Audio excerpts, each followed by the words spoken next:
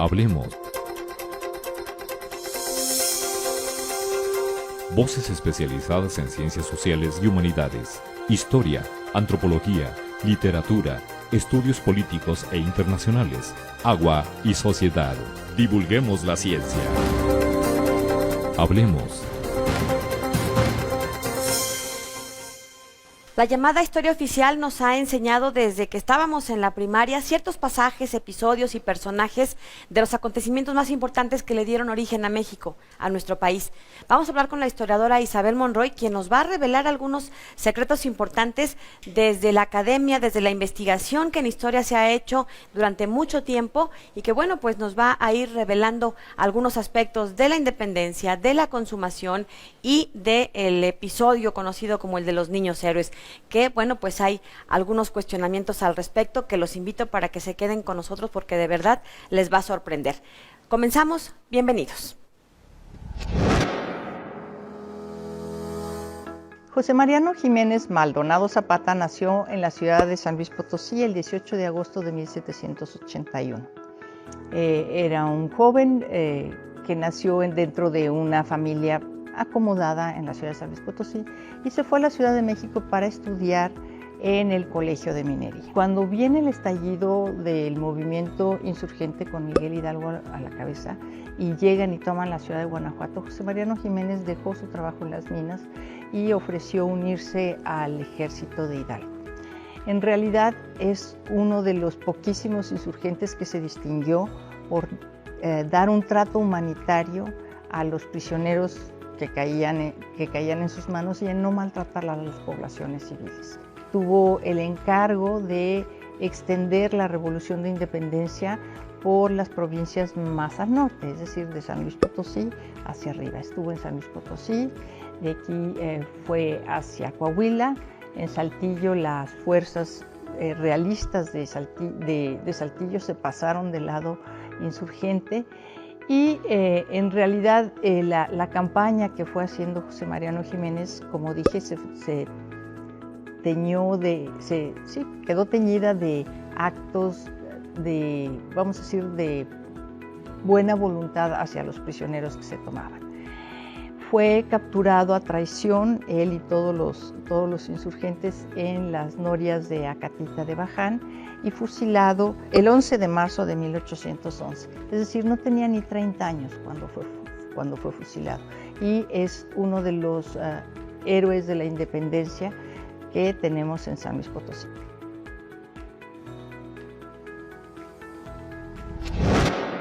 ¿Qué tal? ¿Cómo están? Bienvenidos a este espacio desde el Colegio de San Luis. Hoy vamos a platicar de septiembre, el llamado mes de la patria. Y es que la verdad a veces nos pasan ya un poco de largo ciertas fechas o la importancia que ello representa para la vida de lo que hoy vive México. Hemos invitado a la historiadora Isabel Monroy, quien nos va a platicar de todos estos episodios significativos de las fechas de nuestro país. Doctora, gracias por estar con nosotros. No, Lidia, al contrario, muchas gracias por invitarme a platicar aquí con ustedes y con su público. Bueno, a ver, platíquenos primero empecemos, digamos, cronológicamente con este episodio de la independencia de México.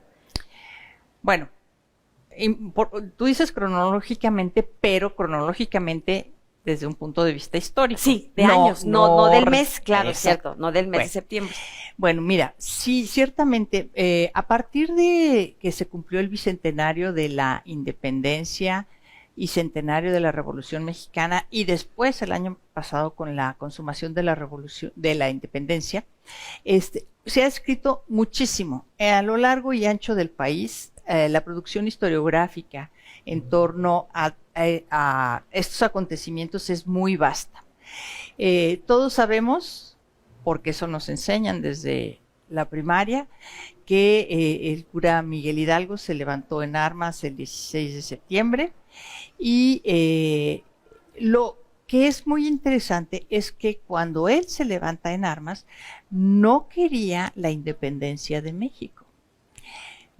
Se levanta en armas porque José Bonaparte, hermano de Napoleón, estaba ocupando el trono español. Entonces, lo que querían era que volviera Fernando VII y ayudar de manera tal a que los territorios americanos pudieran contribuir a eso. Pero se organizó una grandísima revuelta. Ahora, lo que es muy interesante es lo que pasó aquí en San Luis, porque en ese momento quien se encargaba de las milicias en San Luis era Félix María Calleja del Rey. Y Félix María Calleja del Rey fue un militar como poco sabido en México. O sea, extraordinariamente talentoso desde el punto de vista militar. Y entonces rápidamente organizó sus fuerzas, se concentraron en la Hacienda de la Pila, y ahí fue donde organizó el Cuerpo de los Tamarindos, que son estos jóvenes soldados que vinieron de la Hacienda de Bocas para alistarse y luchar contra la independencia. Organizó también el Escuadrón de Fieles del Potosí, y él estaba al frente de del Regimiento de Dragones de San Luis. Entonces, realmente muy rápido logró conformar un ejército muy numeroso que se dedicó a combatir a Miguel Hidalgo y sus fuerzas. Ahora, había una gran desproporción entre un grupo y otro. ¿Por qué? Porque un grupo era de militares entrenados y Hidalgo no tenía militares entrenados. Hidalgo lo que tenía era un gran grupo de gente que lo apoyaba. Entonces, en realidad, el grito que se da en septiembre, el 16 de septiembre de 1810 en Dolores, va a tener un alto impacto en la región del Bajío. Aquí en San Luis la noticia llegó, pero no pasó absolutamente nada al principio. ¿Por qué? Porque estaba Calleja aquí y frente a Calleja pues no se atrevían a mucho movimiento. Sin embargo, lo que sí es importante hacer notar es que cuando se fue Calleja, enseguida de que se fue Calleja, el grupo de tropa de milicia urbana que dejó a cargo de la ciudad de San Luis Potosí fue rápidamente conquistado por algunas personas que no estaban, que estaban inconformes. Y entonces tomaron la ciudad de San Luis Potosí, pero eso fue hasta noviembre de 1810.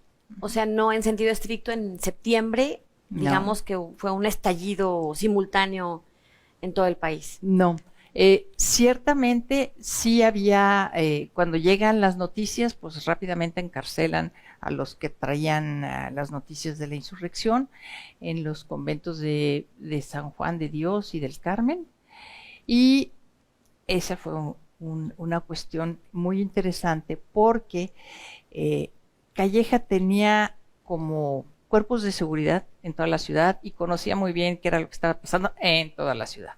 Pero en los conventos ahí no tenía manera de enterarse qué estaba pasando. Y ahí fue donde la conspiración realidad prosperó.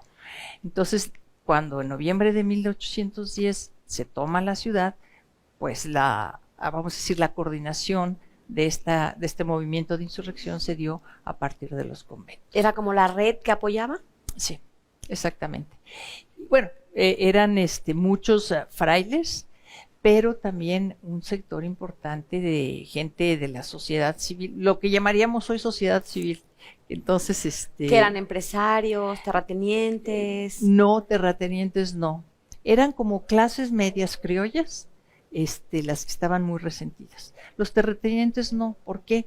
Porque Calleja había logrado hacer una alianza con ellos muy importante, tan importante que hacia 1796, cuando vino la formación del Cuerpo de Dragones de San Luis, las haciendas de San Luis le dieron las monturas suficientes, los caballos suficientes para poder armar su cuerpo. Entonces, tenía a todos los hacendados a su favor. ¿Por qué? Porque él era garante del orden, ¿sí? Como buen militar, garante del orden. Entonces, la mayor parte de los, vamos a decir, hacendados apoyaban a Calleja y lo apoyaron para la formación de este ejército que él arma en 1810 también, pero no apoyaron a la insurgencia. Se suponía que había hacendados que estaban del lado de la insurgencia, pero a la hora de la verdad no se unieron del lado de la insurgencia. Y la mayor parte de la sociedad en esta región en específico, no apoyó de manera mayoritaria bueno, la mayor parte de manera mayoritaria, que pleonasmos. La mayor parte no apoyó la independencia. Ciertamente sí hubo algunos que apoyaron, pero no fue así la mayor parte. Pero también lo que es muy interesante es que del lado insurgente venía un potosino al cual se le conoce poco, que es Mariano Jiménez, ¿no? Como que le han hecho poca justicia, ¿no? A la aportación. No hay de una buena investigación sobre Mariano Jiménez. ¿Cuál fue su principal aportación? Bueno, Mariano Jiménez, oriundo de la ciudad de San Luis Potosí, estudió en el Colegio de Minería en la Ciudad de México. Entonces trabajaba en las minas del Marqués de San Juan de Rayas en Guanajuato cuando se entera del levantamiento armado. De la confabulación para el levantamiento, y decide apoyar el movimiento.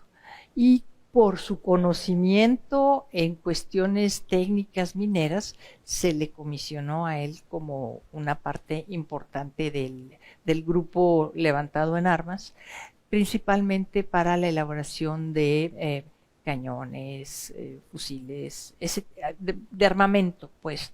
Pero también estaba al frente de una columna, y cuando ocuparon San Luis se encargó de que no hubiera las amenazas de muerte que hubo en Guanajuato, por ejemplo, contra los españoles. Eso no se dio aquí en San Luis, ¿sí? Y más bien José Mariano Jiménez lo que mostró en su corta trayectoria, porque fue cortísima, fue una actitud muy humanitaria y bondadosa con la mayor parte de la población. O sea, no cometió atrocidades como se esperaba que iban a cometer las huestes insurgentes, ¿no? En San Luis Potosí, ¿quiénes entonces sí se unieron? ¿Cómo empezó? ¿Fueron trabajadores, peones, los que sumaron? Fueron gentes de la ciudad. El capitán Sevilla y Olmedo, por ejemplo, que formaba parte de las Fuerzas Armadas, fue quien comenzó, vamos a decir, esta toma de la ciudad de noviembre de 1810. Ahora, poco después de que se fuera Calleja, llegó el famoso brigadier Blancas y el Iriarte, Rafael de Iriarte, y tomaron la ciudad y provocaron un saqueo muy grande, pero en realidad no pudieron estar mucho tiempo aquí, se fueron y se retiraron hacia la región de Río Verde, ¿sí? Y sí hubo saqueo. Es más, una de las pocas causas que se conservan aquí sobre mujeres que participaron en ese movimiento es el de la esposa de Iriarte. Sí, ese sí se encuentra aquí. Ahorita que regresemos de la pausa, seguimos platicando precisamente de este importante acontecimiento para la vida de nuestro país, que es el movimiento de independencia, y bueno, estos aspectos que pues generalmente no conocemos de cómo se vivió aquí en San Luis Potosí, porque bueno, en los libros repasamos que si Hidalgo, el grito de Dolores, la conspiración, etcétera, pero bueno, pues estos pequeños aspectos que en realidad son, me parece a mí, importantes aportaciones a este episodio histórico. Hacemos una pausa y regresamos para seguir platicando con la doctora Isabel Monroy sobre este mes de septiembre, el llamado Mes de la Patria.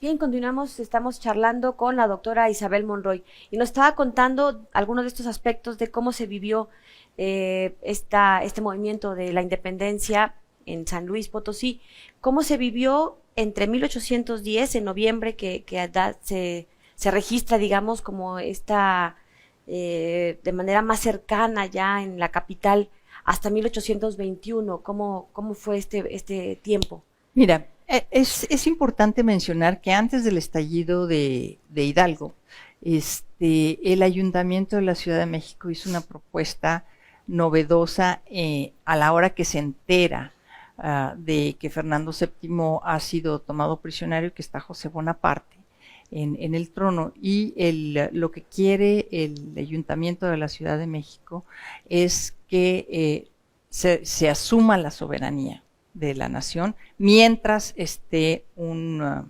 extranjero, usurpador en España. Y entre los ayuntamientos que apoyaron la decisión del Ayuntamiento de la Ciudad de México estuvo el Ayuntamiento de San Luis. Ahora, el Ayuntamiento de San Luis en 1810 tenía una composición muy distinta de lo que va a tener en años posteriores y de lo que tuvo anteriormente. Pero era un ayuntamiento que en realidad estaba muy preocupado por el desarrollo y bienestar de la ciudad. En 1795 se dividió la ciudad en cuarteles precisamente para poder tener una mejor vigilancia y proporcionar mayor seguridad a la población. Y toda esta tarea dependía prácticamente del ayuntamiento. Bueno, no dependía prácticamente, dependía del ayuntamiento. En todos los aspectos. Tenía que mantener la seguridad, el control de la ciudad, el funcionamiento. Pero lo interesante es que esto se hacía a través de alcaldes de barrio. Y los alcaldes de barrio eran los propios vecinos, no eran funcionarios nombrados a propósito para desempeñar esa función, sino eran los mismos vecinos. La propia comunidad los seleccionaba. Claro, porque se están cubriendo a sí mismos. Se están cuidando entre ellos. Yo creo que de eso deberíamos aprender, ¿no? Retomar. ¿Cómo no? Claro. En San Luis Potosí, entonces, ¿esto le valió de algo para que entre 1810 y 1821? A ver, después de que llegara Iriarte y el brigadier Blancas, en realidad, a partir de 1812, bueno, sí hubo movimiento fuerte en 1811, 2 años, y después regresa Calleja y impuso una serie de castigos bastante ejemplares a los que se habían sublevado, y cortó manos, cortó lenguas, desterró gente, sí, literal. Gente. Sí, claro. O sea, a los que escribían pasquines sediciosos les cortaba la mano. Era el castigo. A los que hablaban mal del gobierno español, la lengua, y a los que conspiraban, la cabeza. Entonces, en realidad sí fue muy fuerte el castigo. Ahora, las villas, los pueblos de indios vecinos participaron también en este movimiento de insurrección, menos Tlaxcala.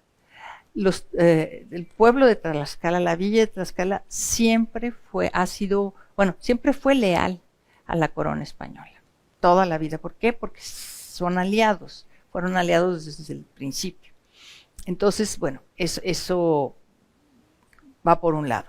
Por otro lado, en 1814, Félix María Calleja del Rey se aplicó un indulto en toda la región para todos los que se habían levantado en armas, y esto quedó, pues, digamos que perdonaron. Soslayado, sí.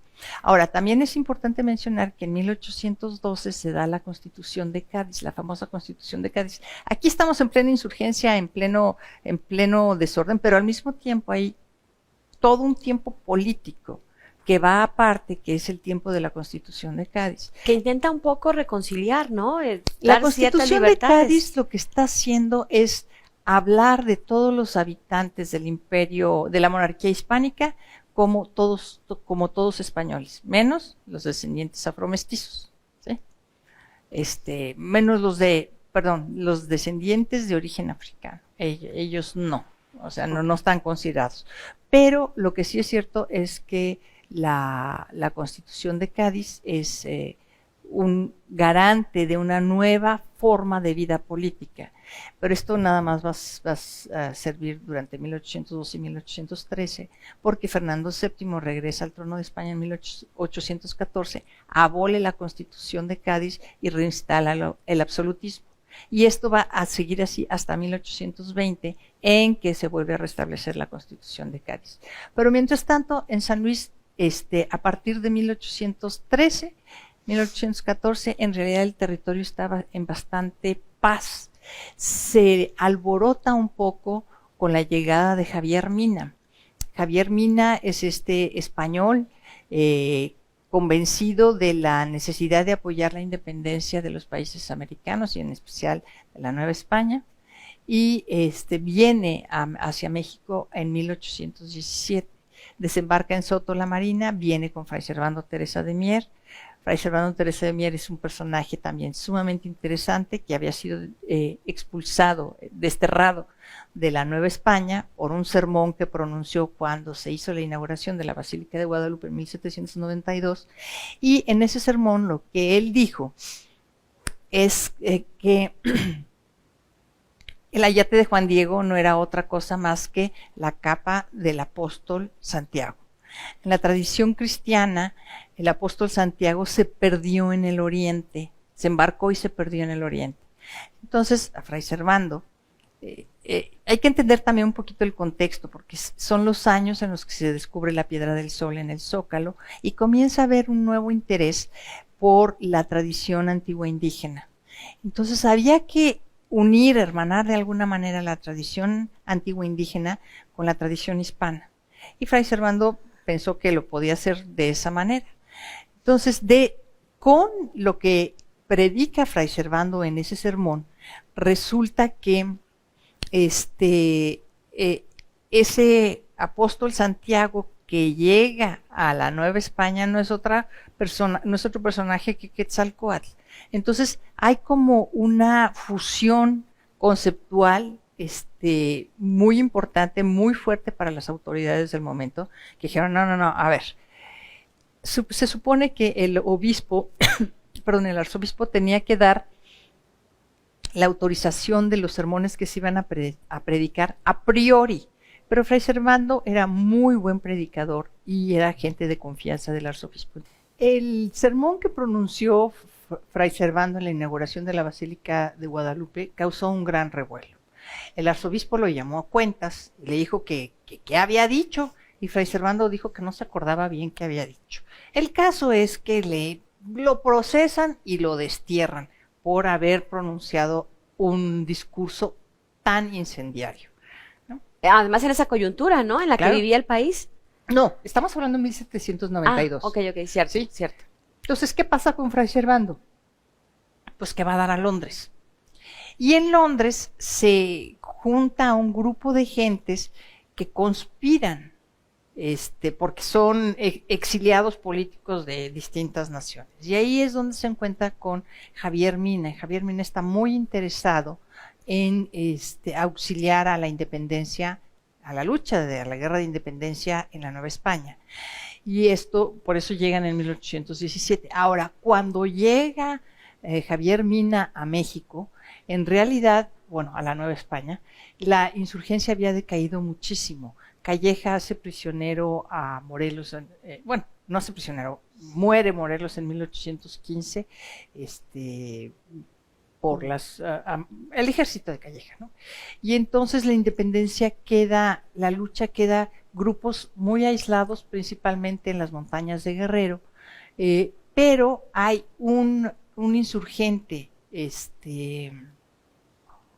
importante en Guanajuato.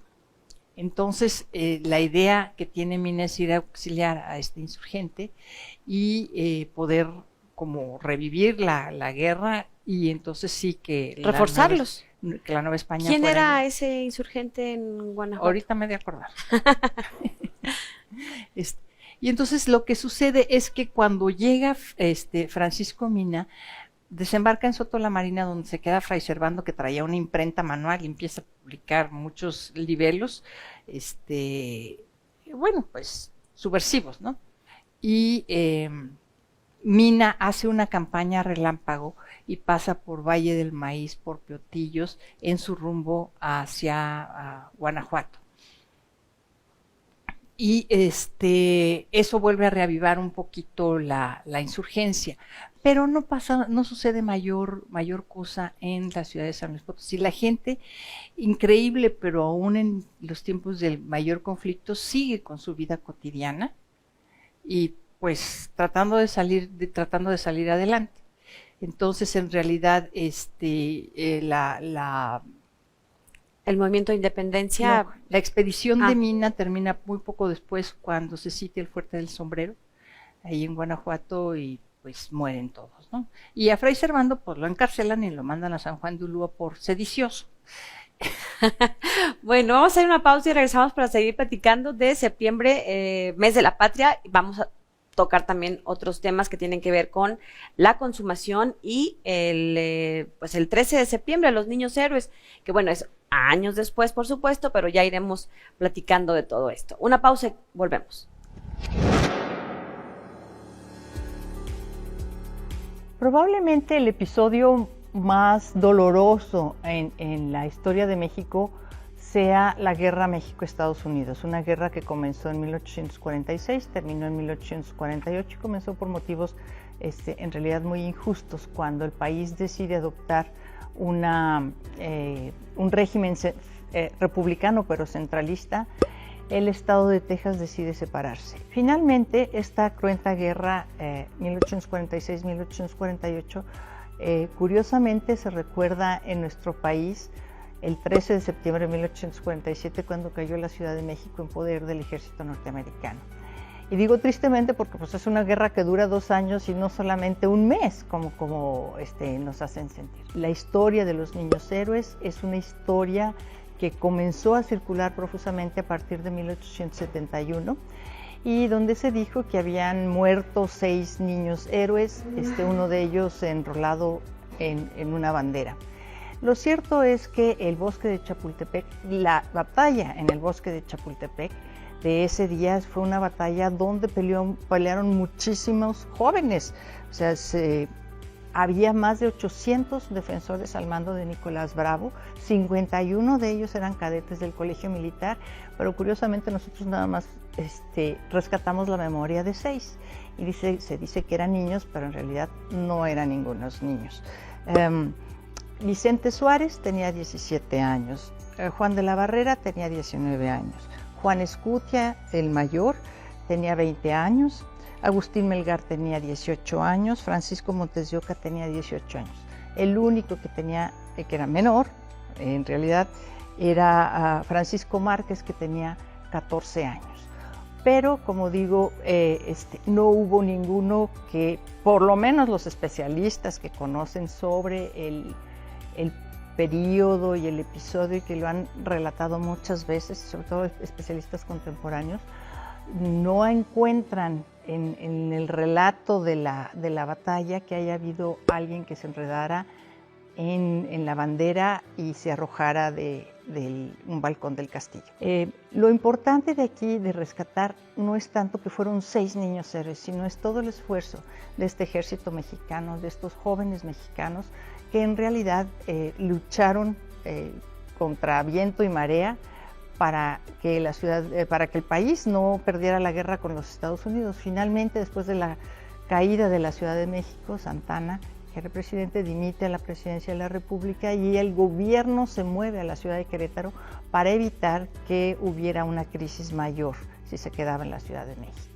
Y finalmente, a raíz de esta batalla, se van a firmar los tratados de Guadalupe Hidalgo, por los cuales México perdió más de la mitad de su territorio.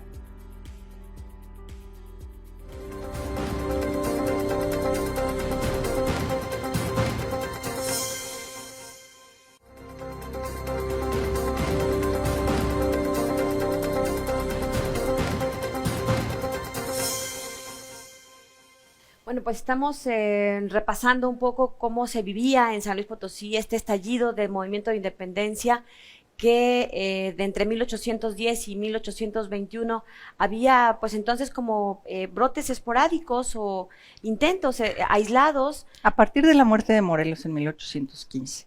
Y el que está levantado en el Fuerte del Sombrero, que hace ratito no me acordé cómo se llamaba, es Pedro Moreno, que a él es al que le va a ayudar, al que quiere ayudar Javier Mina. Y también hay un error muy común, generalmente dicen Francisco Javier Mina, pues no, el nombre es Javier Mina. Francisco Javier Mina era el tío de Javier Mina y era un militar español que nada tiene que ver con toda esta historia. A ver, vamos a platicar un poquito de la consumación de la independencia.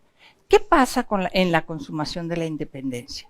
Lo que sucede en la consumación de la independencia es que los realistas y los insurgentes estaban sumamente desgastados, ya llevaban muchos años en guerra, y Agustín de Iturbide se da cuenta que lo que se necesita es pactar la paz con el otro grupo. ¿sí? Entonces, tiene que haber habido una gran dosis de humildad entre los insurgentes para aceptar, pactar la paz, y eso es lo que acuerdan Vicente Guerrero y Agustín de Iturbide. Y entonces ese es el famoso abrazo de Acatempa. Y Agustín de Iturbide entra triunfante en la Ciudad de México el 27 de septiembre de 1821. Y ahí es, en definitiva, el fin del gobierno español en la Nueva España. Y comienza una nueva etapa de México que nos va a llevar a medio siglo de revueltas continuas, y estas revueltas continuas pues van a provocar un problema que vamos a abordar un poquito más adelante. Ahora, ¿qué es lo que pasa en San Luis con la consumación de la independencia? Bueno, lo que sucede es lo siguiente. En 1820 viene la restitución de la Constitución de Cádiz. Todavía no estamos en el 21, pero con la restitución de la Constitución de Cádiz estaba estipulado que debían de formarse diputaciones provinciales en algunos lugares. Eran 6 diputaciones provinciales, nada más en todo el territorio del Virreinato de la Nueva España. Y a San Luis Potosí le toca una, junto con Guanajuato, pero la sede es la ciudad de San Luis. Entonces los de Guanajuato están muy enojados porque dicen que porque la ciudad de San Luis Potosí, que Guanajuato es más importante, que ha generado más riqueza. Comienzan dimes y diretes. La Diputación Provincial había tratado de establecerse en 1813, pero no se logró su establecimiento porque estaba constituida por 4 diputados que venían de Guanajuato y 3 que estaban aquí en San Luis, pero los diputados de Guanajuato nunca llegaron. Entonces, como nunca llegaron los diputados de Guanajuato completos, no se pudo establecer la Diputación Provincial. Y voy a explicar por qué es importante la Diputación Provincial. Pero en 1820 se logra el establecimiento de la Diputación Provincial, y entonces la Diputación Provincial es un cuerpo político que va a permitir a la provincia de San Luis y a la provincia de Guanajuato comenzar a tratar asuntos de política interna en sus manos. Entonces, por ejemplo, todos los pueblos que tienen un número mayor a 1000 almas tenían derecho de tener ayuntamiento, cosa que no había sucedido anteriormente. Empiezan un poco, es una muestra de un reconocimiento político de la importancia y del peso de la corona, que no había volteado a ver estos aspectos. Por un lado, sí. En realidad los territorios americanos habían estado muy marginados de la actividad política. O sea, todo se manejaba desde España. Con la creación de las diputaciones provinciales se permite el ejercicio político a un grupo más amplio de la población y no necesariamente definido desde España. Y no solo encabezado por españoles. No. También esa otra. Efectivamente, son, la mayor parte de ellos son criollos, pertenecientes a algunas élites económicas y sociales, intelectuales, y que comienzan a pensar por su propio territorio como un territorio propio. O sea, ya no es la corona española la que está decidiendo todo. Y bueno, y esta Diputación Provincial comienza también a ordenar muchos asuntos de la vida cotidiana. Maestros en las escuelas, empedrado, medidas sanitarias, muchas cosas que permiten la operación política de un lugar. Y lo que va a ser muy interesante es que la Diputación Provincial va a funcionar de 1820 hasta 1824. La Diputación Provincial se disuelve en el momento en que se crea la primera legislatura del Estado de San Luis Potosí. Entonces, o sea, transitamos más allá del 1821, que oficialmente se había acabado el movimiento de independencia y la dependencia de la corona española. Seguimos, digamos, organizados y viviendo con como con una extensión, ¿no? Con esta extensión, y al mismo tiempo, bueno, pues comienza todo el proceso de aprendizaje electoral de México. Y pues ahí van incluidos todos los estados. No todos los estados fueron reconocidos por el Congreso en 1823, pero San Luis Potosí sí. Entonces, eso permitió que el estado de San Luis Potosí se inclinara por el federalismo en el momento que hubo ese debate en el Congreso, porque primero vino una junta provisional gubernativa, luego vino el imperio de Iturbide, luego cayó el imperio de Iturbide, vino un triunvirato y bueno, se nombra un congreso y el congreso convoca elecciones y para definir, bueno, se nombran diputados, pero lo interesante aquí es que había que definir qué régimen político quería seguir la nación. Si iba a ser una monarquía, si iba a ser una república, y si era república, qué clase de república o qué otra cosa. Entonces, también la Diputación Provincial es muy prudente en esos términos porque avanza, vamos a decir, lentamente, con seguridad, pero lentamente. Pero en eso, ¿por qué no Antonio López de Santana, que era capitán de la Guardia Veracruzana, se le ocurre llegar a San Luis Potosí con sus tropas para inclinar la voluntad de las autoridades potosinas hacia el federalismo? Las autoridades potosinas estaban convencidas de que era lo más lógico, lo más congruente de hacer, o sea, optar por el federalismo, pero lo iban a hacer por una vía política, nunca militar.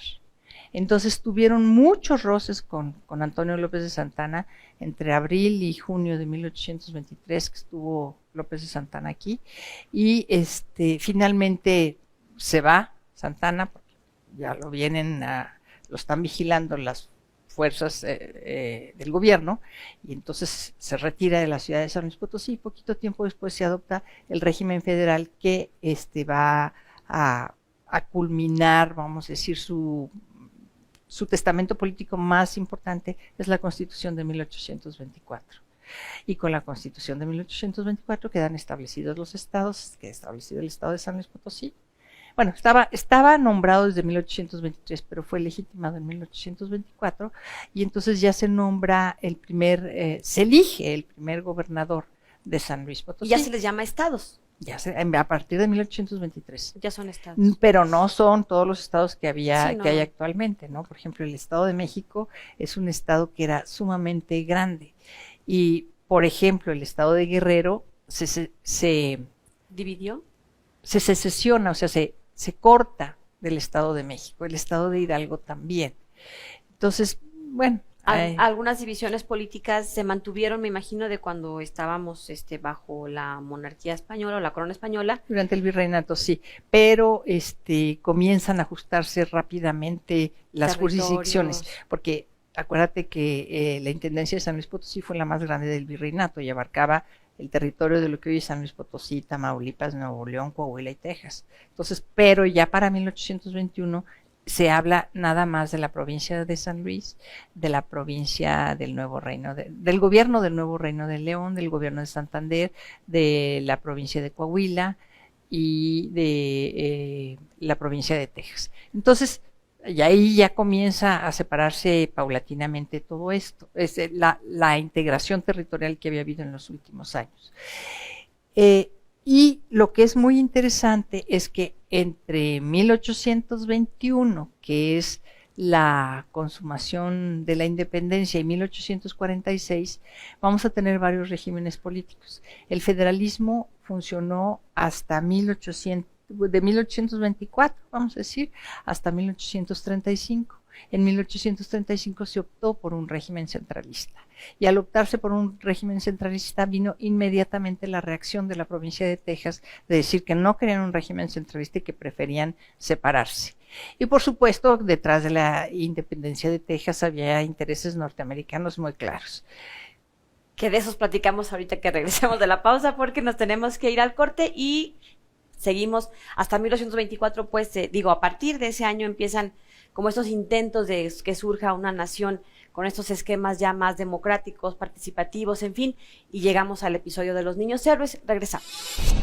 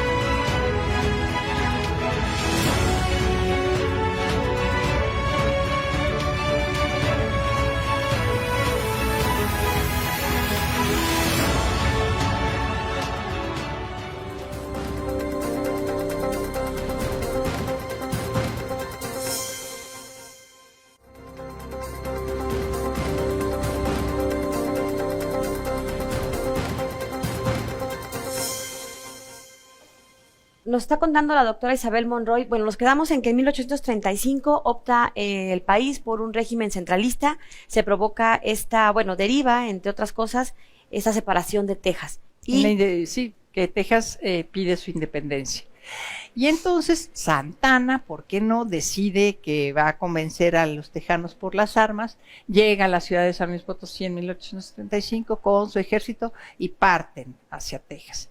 Y se da la batalla de San Jacinto, donde Santana resulta triunfador, pero se duerme una siesta.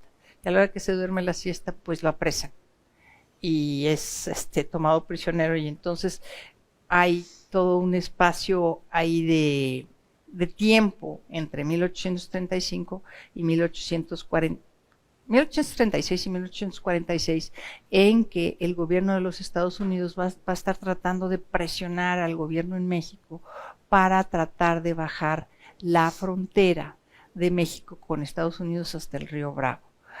La frontera estaba antes abarcaba la provincia de Texas. Y bueno, es que esto viene también. Estoy contándolo de manera muy rápida, sí, claro. Por el poco espacio que tenemos y el poco aquí. Tiempo que nos queda. Pero en 1819 Estados Unidos y España firmaron lo que se conoció como el Tratado Adams-Onís. El Tratado Adams-Onís establece cuál es la frontera entre los Estados Unidos y el Imperio español, la Nueva España.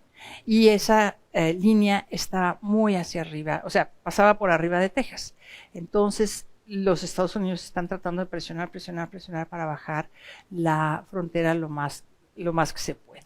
Y de todos modos está el asunto de que Texas quiere la independencia, y por más de que se trata de mediar, se trata de hacer una mediación entre México y Estados Unidos para que no haya una conflagración, la mediación no resulta, y los Estados Unidos invaden parte de Texas, y hay un encuentro con fuerzas mexicanas. Entonces los Estados Unidos dicen que se derramó sangre norteamericana en suelo norteamericano y declaran la guerra a México en mayo de 1846. E inmediatamente comienza la ocupación de las principales poblaciones del norte.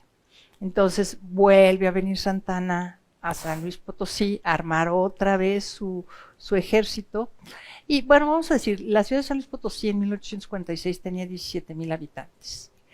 Cuando Santana se va a luchar hacia el norte, lleva un ejército que es compuesto de 18,000 hombres, más entre 9 y 10,000 mujeres, más 200 familias de oficiales y capitanes. Entonces, pues era un verdadero pueblo trashumante, claro, lo que salió de San Luis Potosí. Pero imagínate la presión que había en San Luis Potosí. Si su población total era de 17,000 y se va un contingente de cerca de 30,000 personas, pues obviamente la ciudad estaba desquiciada y totalmente desequilibrada, ¿no?, por esto. Bueno, entonces Santana lo que está pensando es que los Estados Unidos van a ir avanzando desde el norte hacia el sur y van a tomar San Luis Potosí. Entonces ordena la construcción, la fortificación de la ciudad de San Luis Potosí, y comienza a levantarse la fortificación de la ciudad de San Luis. Se va a él, se suponía que tenía que tener el encuentro con las tropas norteamericanas en la hacienda de Agua Nueva. La hacienda de Agua Nueva está como a 30 kilómetros al sur de Saltillo, y en realidad el encuentro no es en la hacienda de Agua Nueva, sino en La Angostura, 22 y 23 de febrero de 1847. Y en esa batalla de La Angostura, que es la única que gana el ejército mexicano en esa guerra, fue una batalla, lo que se dice, pírrica, que quiere decir que perdió Santana muchísimos hombres. O sea, sí ganó la batalla, pero las pérdidas que tuvo fueron enormes y muy significativas. El costo fue muy alto. Altísimo. Entonces regresan a la ciudad de San Luis Potosí menos de la mitad de los que se fueron. Muchos muertos en la batalla, otros desertaron en el camino, y ciertamente los días 22 y 23 de febrero, que es la batalla de La Angostura, fueron días muy fríos, hubo nevadas y el clima fue muy inclemente con pues con todos, o sea, norteamericanos y mexicanos, pero los norteamericanos sufrieron muchas bajas también. Entonces llega Santana a la ciudad de San Luis Potosí y para entonces ya se había ordenado la salida del general Winfield Scott hacia el puerto de Veracruz para tomar el camino que había seguido Hernán Cortés hacia la Ciudad de México. Entonces, a mediados de marzo sale Santana de San Luis Potosí rumbo a la Ciudad de México para reforzar la defensa de la Ciudad de México. Entonces viene todo este episodio que se conoce como el avance de las tropas norteamericanas de Veracruz a México y viene la toma de la Ciudad de México. Los niños héroes son en realidad una figura simbólica. No, en realidad no hubo tales niños héroes. Aunque la historia patria así nos lo enseñe, a lo que se refiere es que en realidad hubo una defensa muy fuerte y muy seria por parte del ejército mexicano frente al enemigo norteamericano. Y bueno, pues se toma la Ciudad de México, y al tomarse la Ciudad de México, pues obviamente el gobierno que está asentado en la Ciudad de México se traslada hacia Querétaro, bueno, poquito antes de que tomen la Ciudad de México, se traslada hacia Querétaro, y en Querétaro es donde se establece las conferencias y negociaciones de paz que le van a costar a México más de la mitad de su territorio. Pero entonces, a ver, Juan de la Barrera, Juan Escutia, ¿existieron, no existieron? ¿Sí se dio esa batalla? ¿Sí defendieron el castillo? ¿Qué pasó? No hay evidencia histórica contundente sobre esto. Y se ha escrito mucha tinta, o sea, ha corrido mucha tinta, se ha escrito muchísimo al respecto, para argumentar una cosa u otra, pero históricamente está demostrado que no, las cosas no sucedieron como nos cuenta la historia patria que sucedieron. O sea, sí hubo una defensa muy fuerte del castillo de Chapultepec frente a los soldados norteamericanos, pero no hay evidencia de la existencia de los niños héroes como se menciona en los libros de historia. Probablemente sean nombres verídicos, pero no constan en los partes de guerra ni en la documentación sobre esas fechas en México, en la Ciudad de México. Ahora, otro problema también muy común y corriente es que muchas personas dicen, no, la guerra del 47, no, la Ciudad de México se toma en el 47. La guerra México-Estados Unidos dura de 1846 a 1848. Pero déjame contarte aquí también que hay la posición del gobierno de San Luis Potosí frente a todas estas negociaciones de paz es de completa rebeldía. ¿Por qué? Porque el gobierno del país, o sea, aunque ya se regresó al federalismo, el federalismo no pudo evitar la guerra y de todos modos las autoridades tenían una posición muy débil, ¿sí? Entonces, hubo lo que se llamó la Coalición de Lagos, que fue una reunión entre los gobiernos de Jalisco, Querétaro, Guanajuato y San Luis Potosí por establecer una coalición para defenderse y defender al país frente a la invasión norteamericana. Y la consigna que tenían estos cuatro gobiernos era que no se aceptaría la firma de un tratado de paz mientras los invasores estuvieran en territorio mexicano. Y esa es la postura del gobierno de San Luis Potosí. El gobernador era Ramón Adame y el vicegobernador era Mariano Ávila. Adame tiene que salir unos días de licencia. Ávila aprovecha esos días de licencia para desconocer prácticamente al gobierno general. Y ¿qué hace el Congreso de San Luis? Pues termina desaforando a Ávila y a Adame y destituyéndolos de sus cargos. Finalmente, en un par de minutos que nos queda, ¿nos podría dar un poco de contexto, de explicación de por qué en estos años de mediados del siglo pasado nos acostumbraron a esta veneración casi de santos a ciertos personajes? ¿Por qué esta historia oficial? Digo, entiendo que había una coyuntura. Bien lo has dicho, la historia oficial es la historia de bronce. Mira, una de las cosas que resulta muy útil políticamente es la creación de mitos y de figuras históricas míticas que intervengan en el pasado. En ese sentido, yo encuentro que esta concepción sobre los niños héroes es una concepción que viene a reforzar esta postura, o sea, una historia de bronce, una historia que fortifica al Estado mexicano, pero que no necesariamente está basada en Evidencia. en hechos históricos Sí, reales. Doctora, muchas gracias por habernos acompañado, por su tiempo. Sabemos que está en medio de un evento importante y bueno, pues le agradecemos que nos haya dado estos datos en el contexto de este mes de septiembre llamado Mes de la Patria. Aquí uno reforzando todas estas frases tan hechas, ¿no? Muy del siglo pasado. Gracias. Siglo XIX, diría yo. Empezaron, yo creo que desde entonces las hemos venido arrastrando, ¿no? Mira, todo régimen político necesita una justificación histórica. Y es en ese contexto que tenemos que entender este tipo de versiones de nuestra historia. Gracias. Nos vamos, muchas gracias. Pásela bien. Hasta la próxima.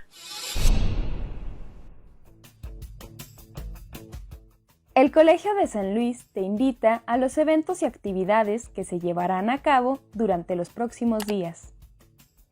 Se llevará a cabo el seminario Trasvases y desecaciones de lagunas y humedales en México y América Latina.